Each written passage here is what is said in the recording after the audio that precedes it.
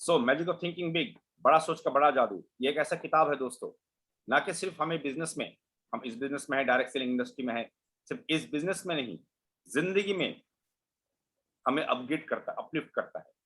बहुत पावरफुल किताब है। चलिए सीखते हैं कुछ। We learn in different ways, I say. I think you can learn a real lesson, success lesson from this experience. When you used your pony in there, your conscience bothered you terribly. This gave you a guilt complex that in turn broke your confidence.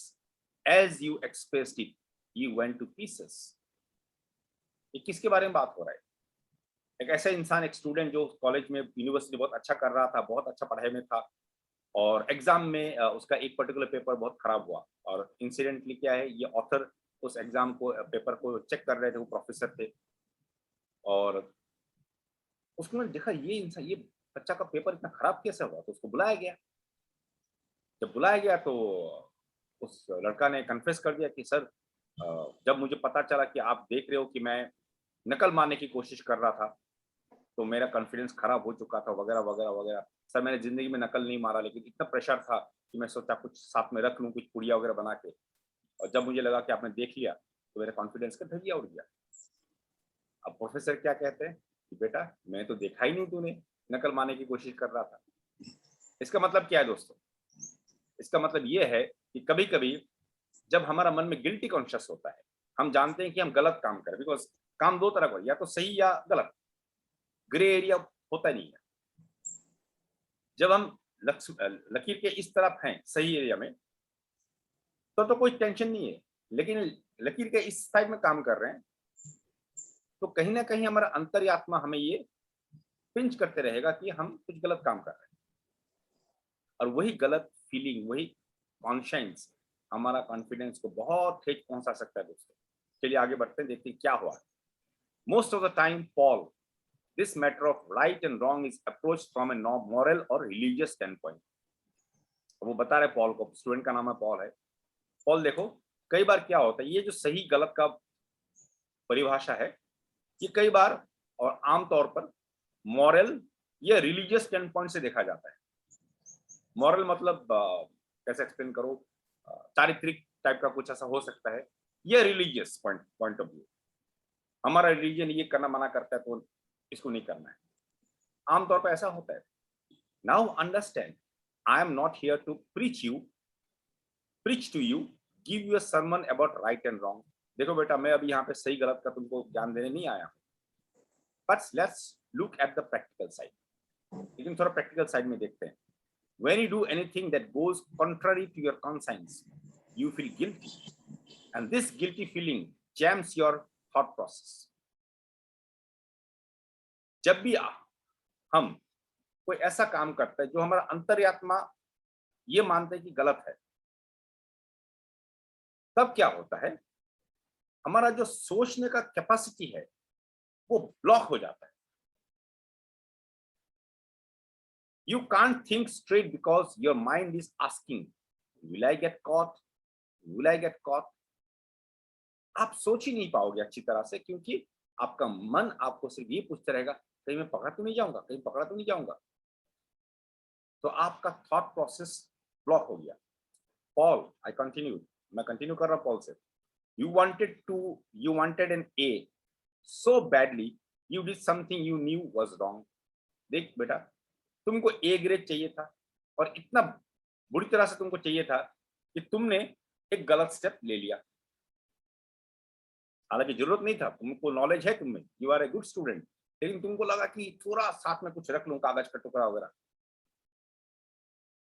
There are many times in life when you will want to make an A so badly, you'll be tempted to do something that is contrary to your conscience. जिंदगी में भी कभी कभी ऐसा होगा कि कई मौके में हमें ए ग्रेड चाहिए, सिर्फ एग्जाम में नहीं होता, लाइफ में बहुत सारा होता है। हमको ए ग्रेड चाहिए, तो हम क्या करेंगे, हमको टेम्प्ट होता है कि हम कुछ ऐसा काम करें जो हमारा अंतर्यात्मा कहे कि गलत है।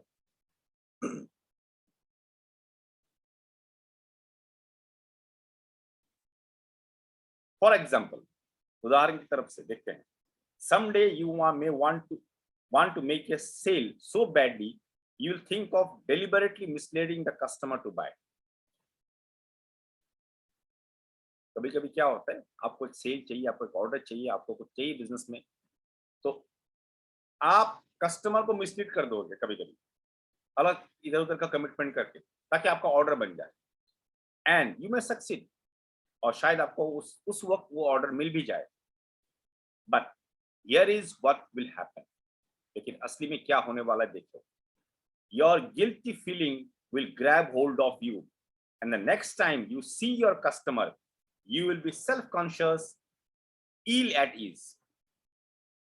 सेल तो हो चुका है, ऑर्डर तो मिल गया, लेकिन क्या होगा, अगली बार जब भी आप उस कस्टमर से मिलते हो तो आपका मन में कोई शंका रहेगा,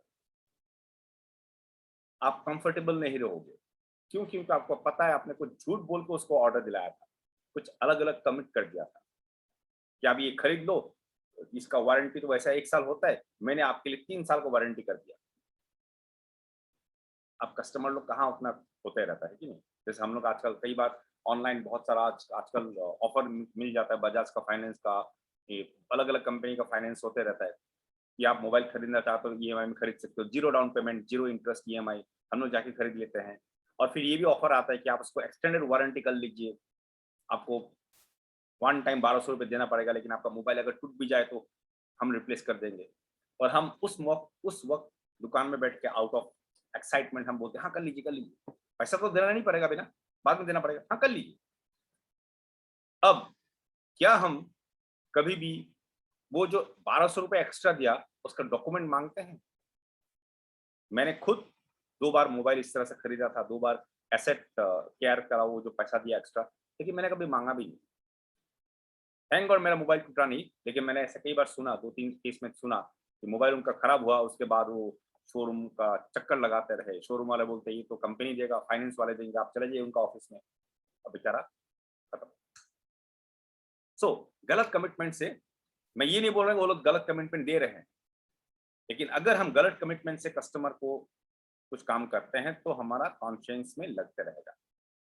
you will be wondering, has he discovered that I put something over? कहीं ऐसा तो नहीं उसको पता चल चुका है कि मैंने उसको ये बोल दिया कि 2 साल का एक्स्ट्रा वारंटी मिलेगा, लेकिन हालांकि ऐसा कोई स्कीम था नहीं, कहीं मैं पकड़ा तो नहीं जाऊंगा? Your presentation will be ineffective because you can concentrate. आपका प्रेजेंटेशन इफेक्टिव नहीं रहेगा क्योंकि आप कंसंट्रेट नहीं कर पा रहे हो। Chances are you will never make the second, third, fourth and the many repeat sales. Chances है कि उसी कस्टमर के साथ आप फ्यूचर बिजनेस नहीं कर पाओगे। हालांकि नॉर्मली आप बहुत सारा बिजनेस कर पाते, लेकिन चांसेस है कि नहीं कर पाओगे। क्यों? क्योंकि आपका अंतर्यात्मा आपको सोचने नहीं देगा, ब्लॉक कर देगा। In the long run, making that sale using tactics that hurt your conscience will cost you a lot of income। और एक स्मॉल टाइम गेन के लिए, एक छोटा सा गेन के लिए, अभी के गेन के लिए हम लॉन्ग टर्म बहुत कुछ मिस कर जाते हैं लाइफ में। और इसलिए एसपी भरील सर हमेशा कहते हैं कि हम इस बिजनेस में आए हैं long term, sustainable, profitable, duplicable business के लिए। ऐसा कुछ ना करें कि शॉर्ट टाइम गेन तो हो जाए और लॉन्ग टर्म मिस हो जाए। Thank you so much leaders. अब आप लोगों से बात करने का मौका है, 2-3 मिनट बात करेंगे। Thank you so much leaders, thank you so much.